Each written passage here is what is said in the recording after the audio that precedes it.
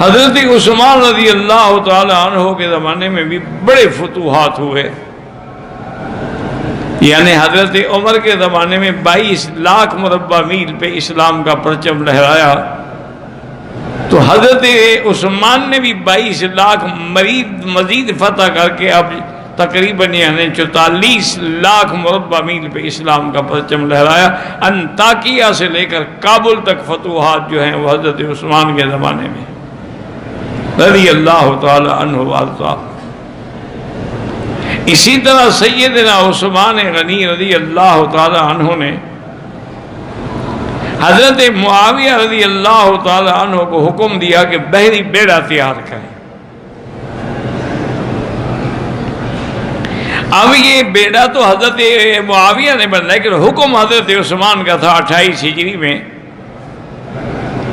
حضرت معاویہ رضی اللہ تعالی عنہ نے ایک بہت بڑا بحری بیڑا بنایا۔ اب مسلمانوں نے الحمدللہ دریاؤں میں بھی اپنے بیڑا دوڑائے اور فتوحات کے جھنڈے گاڑ دیے، اور حضور کا وہ خواب مبارک جو ہے وہ سچا ہو گیا کہ حضور ایک دن خواب سے اٹھے بیوی ام سلیم کے گھر میں، اور آپ نے فرمایا کہ میں نے دیکھا ہے کہ میری امت کی ایک جماعت یرکبون علی ثبج البحر، دریاؤں میں سواری ہوں گی کشتیوں پہ، اور وہ کافروں سے جہاد کریں گے۔ قد اوجب، ان کے لیے اللہ نے جنت واجب کر دی ہے۔ اور ایک دوسری روایت میں آپ نے فرمایا کہ انہم کانہم اصحاب بدر، ان کو وہی مرتبہ اللہ دیں گے جو اصحاب بدر کا تھا۔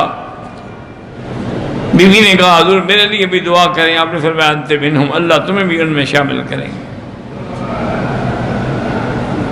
تو جب فتوحات کا، اسلام کا غلبہ کا یہ عالم ہو گیا کہ پورا جزیرہ عرب اور یمن اور مصر اور عراق اور شام، اسی طریقے سے کرمان اور اسی طریقے سے انطاکیہ سے لے کر کابل تک فتوحات ہو گئے، تو اب یہودیوں کو ایک بات سوجھی کہ اب ہم مسلمانوں کا مقابلہ نہیں کر سکتے۔ تو ان کی قیادت کرنے والا کون تھا؟ عبداللہ ابن سبا۔ عبداللہ ابن سبا جو ہے یہ یہودی ہے، اور اللہ کی شان دیکھیں کہ روافض کا بنیاد رکھنے والا بھی یہودی اور خوارج کی بنیاد رکھنے والا بھی یہودی، بلکہ محققین و علماء نے تحقیق فرمائی ہے کہ حضور نے فرمایا تھا نا کہ میری امت جو ہے وہ 73 فرقوں میں بڑھ جائے گی، اور سب کے سب ہلاک ہوں گے الا واحدۃ، صرف ایک فرقہ ہے جو بچے گا۔ تو صحابہ نے پوچھا حضور وہ کون سا فرقہ ہے؟ فرمایا ما انا علیہ و اصحابی، جو میرا راستہ ہے اور میرے صحابہ کا راستہ ہے، صرف وہ نجات پائیں گے، باقی سب ہلاک ہو جائیں گے۔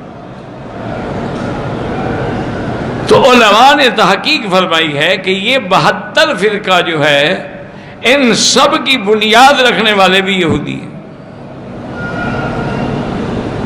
تو تمام فتنے جتنے امت میں پیدا ہوئے، روافض کے تھے، خوارج کے تھے، معتزلہ کے تھے، قدریہ کے تھے، کرامیہ کے تھے، مشبہہ کے تھے، یہ سب فتنوں کی بنیاد رکھنے والے یہودی ہیں۔ تو عبداللہ ابن سبا نے مشورہ کیا کہ بھی اب ہم مسلمانوں کا مقابلہ نہیں کر سکتے، اب ایک حل ہے کہ ہم مسلمان ہو جائیں اور مسلمانوں کی جماعت میں شامل ہو جائیں، اور مسلمان بن کے ہم وہاں ایسی تحریکیں چلائیں کہ ان کو کمزور کریں۔ تو عبداللہ ابن سبا اور اس کے ساتھی مسلمان ہو گئے، اور جب لوگوں کو ان کے اعمال ظاہرہ پر یقین ہو گیا کہ یہ تو بڑے پکے مسلمان ہیں، جیسے قادیانی ہیں، نمازیں بھی پڑھتے ہیں، روزے بھی رکھتے ہیں، حج بھی کرتے ہیں، عمرے بھی کرتے ہیں۔ ایک دفعہ بڑا عجیب واقعہ ہوا، شاید میں نے پہلے بھی کبھی عرض کیا کہ مولانا منظور چنیوٹی رحمت اللہ علیہ بڑے مجاہد تھے، مناظر تھے، ساری زندگی انہوں نے ختم نبوت کی حفاظت کی اور ان کے دشمنوں سے ہمیشہ مناظرے کیے، مجادلے کیے، مباہلے بھی کیے۔ میں حرم میں بیٹھا تھا، میرے پاس آئے، کہنے لگے کہ مکی صاحب ایک پکا قادیانی جو صرف قادیانی نہیں بلکہ قادیان کے ان کے دفتر کا ایک اہم عہدیدار ہے، وہ حرم میں ہے۔ میں نے پولیس کو بات کی تو وہ میری بات ہی نہیں سنتے، حالانکہ حکومت نے یہ فیصلہ کیا تھا کہ مولوی منظور چنیوٹی صاحب جس کے بارے میں کہہ دیں کہ یہ قادیانی ہے اس کو فوراً ملک سے نکالا جائے۔ انہوں نے کہا، میں نے بات کی، انہوں نے کہا جی ہم تو کچھ نہیں کر سکتے، آپ بادشاہ کو لکھیں یا آپ گورنر کو لکھیں، ہم ایسے تو نہیں پکڑ سکتے، اب کیا کرو؟ نے کہا مکی صاحب میرا تو بالکل دل جل گیا۔ میں نے کہا حضرت ناراض نہ ہوں، بڑا آسان حل ہے۔ کہہ رہے کہ کیا حل ہے؟ میں نے کہا آپ ایسا کریں کہ جہاں وہ حرم میں کھڑا ہونے جا کے اس کو 2-3 تھپڑ ماریں، وہ بھی آپ کو مارنے کی کوشش کرے گا، ہم بھی ساتھ آ جائیں گے، 2-3 طالب اور بھی ہوں گے، ہم اس کو پکڑ لیں گے اگر آپ سے وہ غالب آنے لگا تو جب یہ لڑائی ہوگی تو پولیس پکڑ لے گی نا دونوں کو۔ انہوں نے کہا یہ تو میرے لیے کوئی مشکل مسئلہ نہیں۔ خیر ہم چلے گئے، جاتے ہی مولانا تو جس جوش میں تھے نا، تو اس نے بھی مقابلہ کرنے کی کوشش کی، ہمارے ساتھی نے پکڑ لیا، اس لیے میں پولیس آ گئی، انہوں نے بھی پکڑ لیا۔ انہوں نے کہا کیا بات ہے، اللہ کے حرم میں مقام ابراہیم پہ لڑائی کر رہے ہو؟ بہرحال وہ اس کو پکڑ کے شرطہ حرم کا جو دفتر تھا نا وہاں لے گئے، میں بھی ساتھ چلا گیا، مولوی صاحب بھی چلے گئے۔ ان کے جو بڑے تھے، رائد تھے، مدیر تھے، وہ بیٹھے، انہوں نے کہا بھی کیا بات ہے؟ میں نے کہا جی مولوی صاحب نے بتلایا ہے، میں تو نہیں جانتا، سچی بات ہے، ان کے علاقے کا مسئلہ ہے کہ یہ شخص جو ہے قادیانی ہے، کافر ہے، یہ حرم میں کیسے داخل ہو گیا؟ حالانکہ قادیانیوں کا داخلہ بند ہے۔ وہ بڑا چالاک آدمی تھا، اس نے کہا حضرت گزارش یہ ہے، یہ بلا وجہ مجھ پہ تہمت لگا رہے ہیں۔ حضور پاک صلی اللہ علیہ وسلم کی حدیث ہے، من صلی صلاتنا واستقبل قبلتنا واکل ذبیحتنا فہو منا۔ یہ حدیث ہے، انہوں نے کہا حدیث ہے، انہوں نے کہا دیکھیں میں نماز پڑھ رہا تھا، قبلے کی طرف میرا رخ تھا، آپ کا ذبیحہ کوئی ہو تو منگا کے دیں، میں کھاتا ہوں، پھر میں کیسے کافر ہو گیا کہ میرے ساتھ لڑنے کے لیے آ گئے؟ اب وہ پولیس افسر بھی چکر میں آ گیا، انہوں نے کہا بھی مولوی صاحبان یہ کیا بات ہے؟ وہ تو بیچارہ حدیث پڑھ رہا ہے، گلے میں اس نے قرآن شریف کی حمائل لٹکائی ہوئی ہے۔ ہم نے کہا حضرت آپ ان کے باتوں کو نہیں جانتے، یہ مولوی صاحب جانتے ہیں۔ انہوں نے کہا حضرت آپ اس سے نہ قرآن سنیں نہ حدیث، اس کو صرف ایک بات بتائیں کہ مرزا غلام احمد قادیانی کون ہے؟ کیا تم مرزا غلام احمد قادیانی کو کافر کہتے ہو؟ انہوں نے کہا وہ کون ہے؟ وہ دعی نبوت ہے، اس نے نبوت کا دعویٰ کیا ہے۔ جب اس کو پولیس والے نے کہا کہ ہاں بھائی بتاؤ مرزا غلام احمد قادیانی کون ہے، اس نے کہا وہ تو نبی ہے، کیونکہ وہ تو ان کا اہم عہدیدار تھا نا، وہ کیسے انکار کر دیتا؟ تو پولیس والوں نے کہا، انہوں نے کہا آپ مکی صاحب آپ بھی اور آپ جائیں، اب مجھے مسئلہ سمجھ آ گیا، میں جانوں اور یہ جانے، میں انشاءاللہ رات اس کا عقیدہ ٹھیک کر دوں گا۔ انہوں نے حکم دیا کہ اس کے گلے سے قرآن اتار لو، کافر کا کیا تعلق ہے کہ قرآن گلے میں رکھے، اس کو ہتھکڑی ڈال کے جیل میں رکھو، رات میں اس سے بات کروں گا۔ اب اس کو مسئلہ سمجھ آیا۔ تو اس لیے ہمیشہ یاد رکھیں کہ کوئی یہودی ہو مسلمان بن جائے تو آپ کیسے اس کو سمجھ سکتے ہیں؟ اسی طرح آپ خوارج ہیں، خارجی ہیں، وہ سب سے زیادہ اپنے آپ کو مسلمان کہتے ہیں، سارا دن قرآن پڑھتے ہیں، ان کی نمازیں دیکھو تو آپ حیران ہو جائیں گے۔ حضور نے فرمایا تھا کہ تم ان کی نمازیں دیکھ کے اپنی نمازوں کو بھی چھوٹا سمجھو گے، لیکن یمرقون من الدین کما یمرق السہم من الرمیۃ، وہ دین سے ایسے نکل گئے ہیں جیسے تیر شکار سے نکل جاتا ہے۔ تو جتنے فرقے ہیں سارے کے سارے یہودیوں نے بنیاد رکھی، عبداللہ ابن سبا نے بنیاد رکھی، اور آہستہ آہستہ 900 آدمیوں کی ایک جماعت بن گئی۔ انہوں نے سب سے پہلے تو محبت اہل بیت کا نعرہ دیا، اور پھر انہوں نے کہا کہ حضور کا وصی جو ہے وہ حضرت علی ہے۔ ابو بکر عمر کیسے خلیفہ بن گیا اور عثمان کیسے خلیفہ بن گیا؟ ان کی تو خلافت جائز ہی نہیں ہے۔ وصی و رسول اللہ جو ہیں، خلیفت بلا فضل جو ہے، وہ تو حضرت علی ہے۔ اب اس پر انہوں نے دلائل دیے، کچھ سچے مسلمان بھی بیچارے دھوکے میں آ گئے۔ تو بہرحال ایک دن سیدنا عثمان رضی اللہ تعالی عنہ وارضاہ جمعہ پڑھانے کے لیے تشریف لے آئے اور منبر رسول پہ کھڑے ہوئے۔ ابھی آپ نے خطبہ شروع نہیں کیا تھا کہ وہ جو بلوائی آئے ہوئے تھے نا، ان میں سے 2-4 آدمی کھڑے ہوئے، انہوں نے کہا حضرت عثمان آپ خطبہ نہیں پڑھا سکتے، ہم آپ کو خطبہ نہیں پڑھانے دیں گے، نہ نماز پڑھانے دیں گے۔ حضرت عثمان نے بڑا روکا، سمجھایا مسجد نبی ہے، یہاں تو اونچی آواز کرنا منع ہے، تم کیا شروع کر رہے ہو؟ ان میں سے ایک ظالم آگے آیا اور حضرت نے جو آسا پکڑا ہوا تھا آسا لے کے توڑ دیا، حالانکہ یہ وہ آسا تھا جو حضور پاک کے ہاتھ میں ہوتا تھا۔ حضور صلی اللہ علیہ وسلم سے پھر حضرت صدیق کے پاس آیا، حضرت صدیق سے پھر حضرت عمر کے پاس آیا، حضرت عمر کے بعد حضرت عثمان کے پاس آیا۔ وہ عصائے نبی، عصائے ہاتھ جو تھا وہ توڑ دیا اور حضرت کو پکڑ کے منبر سے کھینچ لیا نیچے اور مارنا شروع کر دیا۔ ہر طرف سے بلوائی اٹھ کھڑے ہوئے اور انہوں نے نمازیوں پر بھی باقاعدہ لڑائی شروع کر دی، اور پتھر انہوں نے ساتھ رکھے ہوئے تھے، سنگ باری بھی شروع کر دی۔ حضرت عثمان بے ہوش ہو گئے، انہوں نے سمجھا کہ فوت ہو گئے ہیں، تو کچھ مخلصین ان کو اٹھا کے ان کے گھر لے گئے،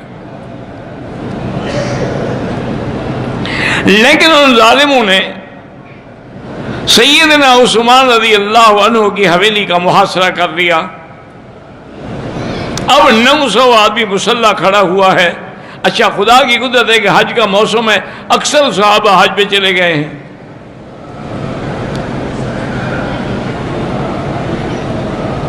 حضرت عثمان نے فرمایا بھی تم کیا چاہتے ہو؟ انہوں نے کہا جی ہم یہ چاہتے ہیں کہ آپ خلافت چھوڑ دیں، آپ خلافت کے حقدار نہیں ہیں۔ انہوں نے کہا یہ میں نہیں کر سکتا، مجھے آقا نے فرمایا تھا کہ ان اللہ مقمصک قمیصا فلا تخلعہ، اللہ تمہیں خلافت کی قمیص پہنائیں گے، تم اس کو نہ نکالنا۔ میں کیسے نکالوں؟ میں حضور کے فرمان کی مخالفت کیسے کروں؟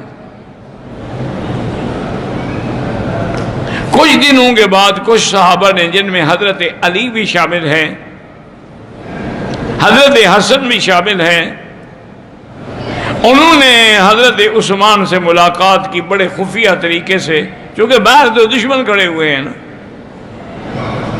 انہوں نے کہا کہ حضرت عثمان یہ 800-900 آدمی ہیں بلوائی جو آئے ہیں حملہ کرنے والے، تمہارے پاس تو خلافت ہے، طاقت ہے، حکومت ہے، فوج ہے، آپ حکم تو دیں۔ آپ بحیثیت خلیفے کے حکم دیں گے ان غداروں کو اور باغیوں کو قتل کر دیا جائے، ان کی تو بوٹی بھی نہیں ملے گی مدینے میں۔ حضرت عثمان نے فرمایا کہ میرے آقا نے فرمایا تھا انک ستبتلا، ایک وقت آئے گا تم پر ایک امتحان آئے گا، فلا تقاتلن، میرے مدینے میں قتال نہ کرنا۔ تو میں کیسے قتال کا حکم دوں؟ میں تو مجبور ہوں، میں تو نہیں دے سکتا۔ صحابہ مایوس ہو کے واپس آ گئے، اور پھر صحابہ نے اپنے جوانوں کو حکم دیا، جن میں عبداللہ ابن عمر بھی ہیں، عبد الرحمن ابن عوف بھی ہیں، حضرت حسن بھی ہیں، حضرت حسین بھی ہیں، حضرت طلحہ بھی ہیں، نوجوان سارے کے بھی، تم حضرت عثمان کے گھر کا پہرا دو۔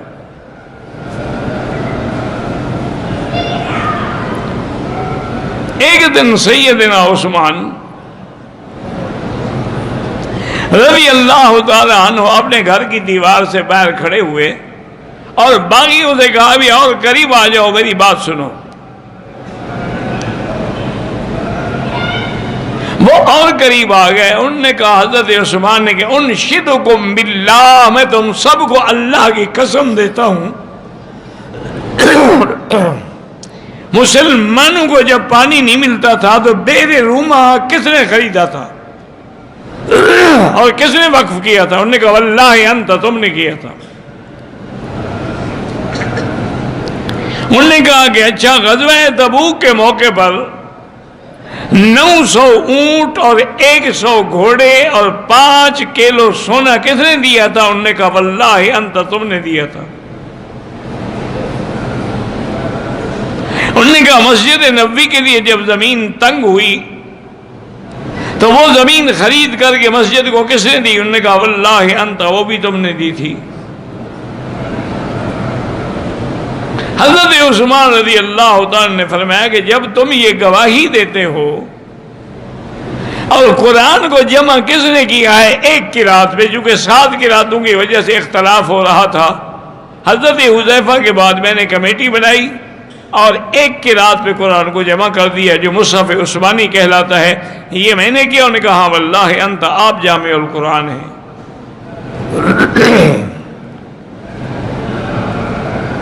انہوں نے کہا کہ بات سنو، اسلام کے اندر 3 آدمیوں کا قتل جائز ہے۔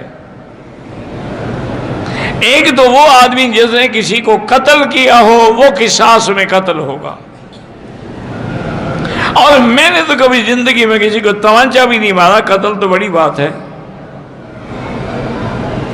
دوسرا وہ آدمی جو دین اسلام سے نکل جائے، مرتد ہو جائے، اس کے لیے بھی قتل کا حکم ہے۔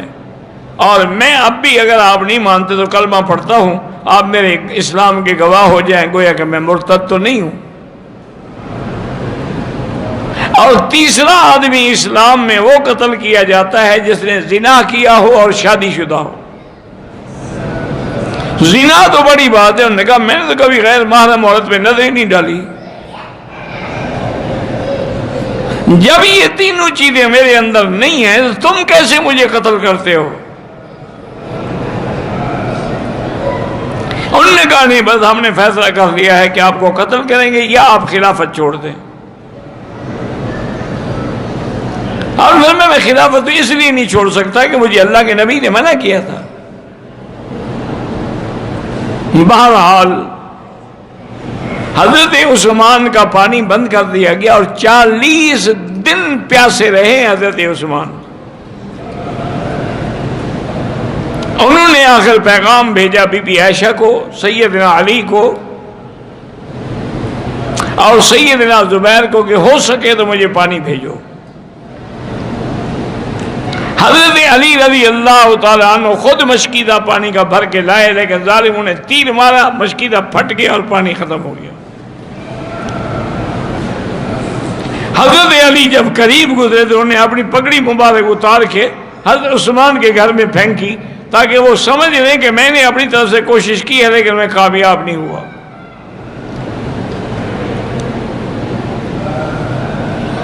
ایک دن عصر کے بعد آپ نے اپنی بیوی جن کا نام نائلہ تھا اس کو بلایا اور کہا کہ میں نے ابھی ابھی خواب دیکھا ہے کہ حضور صلی اللہ علیہ وسلم ہیں، ابو بکر ہیں، حضرت عمر ہیں، اور حضور فرماتے ہیں عثمان ہم تو تمہاری انتظار کر رہے ہیں، افطر عندنا، آج ہمارے ساتھ افطار کرو۔ انہوں نے کہا اشارہ ہو گیا کہ میری شہادت کا وقت قریب آ گیا۔ تو پہلی دفعہ حضرت عثمان نے فرمایا کہ پجامہ لے آؤ، میں پجامہ پہن لوں، ہو سکتا ہے کہ بلوائی حملہ کریں، خدا نہ کرے میرا سطر نہ کھل جائے۔ اور 40 دن تک بغیر پانی، بغیر کسی چیز کے صرف قرآن شریف کی تلاوت کرتے تھے اور حضور کو سکون ملتا تھا۔ حضرت عثمان رضی اللہ تعالیٰ عنہ نے قرآن کھولا اور اسی آیت پہ تھے آپ فَسَيَكْفِيكَهُمُ اللَّهُ وَهُوَ السَّمِيعُ الْعَلِيمُ کہ ایک بلوائی دیوار گھر کی دیوار سے پیچھے سے کود کے اندر آیا اور لوہے کی لٹ آپ کے سر مبارک پہ ماری، خون بھل بھل بہنے لگا۔ بی بی نائلہ نے روکنے کی کوشش کی، انہوں نے ان کو بھی مارا، ان کی انگلیاں کٹ گئیں۔ ایک ظالم آ کے آپ کے سینے پہ چڑھ گیا، آپ کی داڑھی کو پکڑا اور سینے پہ کودتا رہا، آپ کی پسلیاں ٹوٹ گئیں۔ ایک ظالم بلوائی نے آپ کو تھپڑ مارا۔ اس طرح ہوتے ہوتے حضرت عثمان رضی اللہ تعالیٰ عنہ شہید ہوئے اور کسی کو پتہ نہیں ہے باہر والوں کو، چونکہ باہر تو انہوں نے حصار کیا ہوا ہے۔ شہادت کے بعد بھی 2 دن آپ کی لاش گھر کے اندر بغیر کسی کفن دفن کے رکھی رہی۔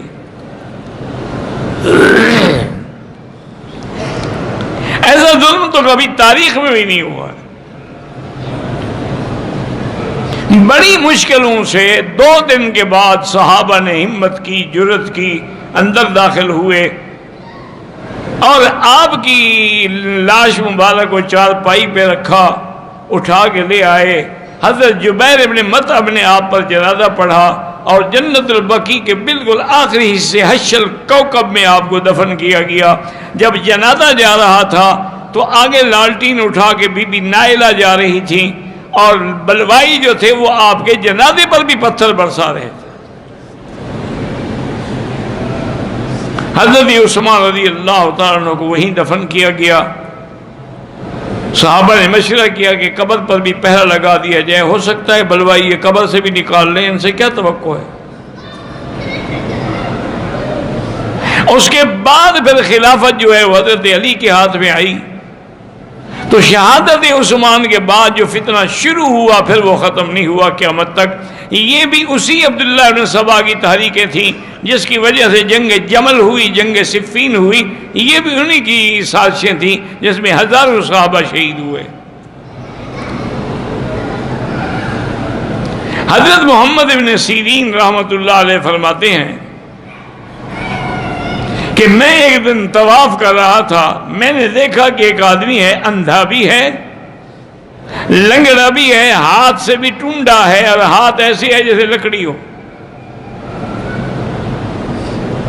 اور وہ عجیب قسم کی دعا کر رہا ہے کہ اللہم اغفر لی وما اظن ان تغفر لی، یا اللہ میرے گناہ معاف کر دے، لیکن مجھے گمان ہے آپ معاف نہیں کریں گے۔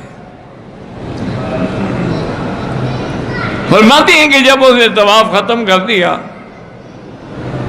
تو میں اس کے پاس گیا، میں نے کہا بدبخت آدمی یہ کیسے تم دعا کر رہے ہو؟ اللہ سے تو آدمی مغفرت کی امید رکھتا ہے، تم کہہ رہے ہو کہ نہیں کہ مجھے امید ہے کہ آپ مغفرت نہیں کریں گے۔ انہوں نے کہا بات سنیں محمد ابن سیرین، میں ہی وہ بدبخت ہوں جس نے حضرت عثمان کو تھپڑ مارا تھا، اور اس وقت مجھے بی بی نائلہ نے 3 بد دعائیں کی تھی، یبس اللہ یدک واعمی بصرک وما غفر ذنبک، اللہ تیرے ہاتھ کو خشک کر دے، تجھے اندھا کر دے اور تیری مغفرت بھی نہ کرے۔ تو بی بی صاحبہ کی 2 دعائیں تو پوری ہو گئی ہیں، میرا ہاتھ جو دیکھیں آپ لکڑی بن گیا ہے، میں اندھا بھی ہو گیا ہوں، تو مجھے یقین ہے تیسری دعا بھی قبول ہوگی، میری مغفرت نہیں ہوگی۔ میں اس لیے ایسی دعائیں مانگ رہا تھا۔ آپ اندازہ کریں کہ کسی کی شہادت کی گواہی میدان کربلا دے گا، عمر کی شہادت کی گواہی محراب نبی دے گا، کسی کی شہادت کی گواہی میدان بدر دے گا، یہ عثمان غنی ہیں جن کی شہادت اللہ کا قرآن دے گا، کہ قرآن مقدس جس پہ آپ کا خون گرا ہے، آج بھی برٹش انڈیا میں، انگلینڈ میں برٹش میوزیم میں وہ قرآن رکھا ہوا ہے اور وہ خون بھی عثمان کا ابھی تک موجود ہے رضی اللہ تعالی عنہ وارضاہ۔ تو بہرحال یہ صحیح خلفاء تھے، صحیح پروانے رسول تھے اور حضور کے صحیح خلفاء تھے، اور اللہ نے جو حضور سے فتوحات کا وعدہ کیا تھا وہ انہی کے ہاتھوں پہ پورا ہوا، رضی اللہ عنہ وارضاہ۔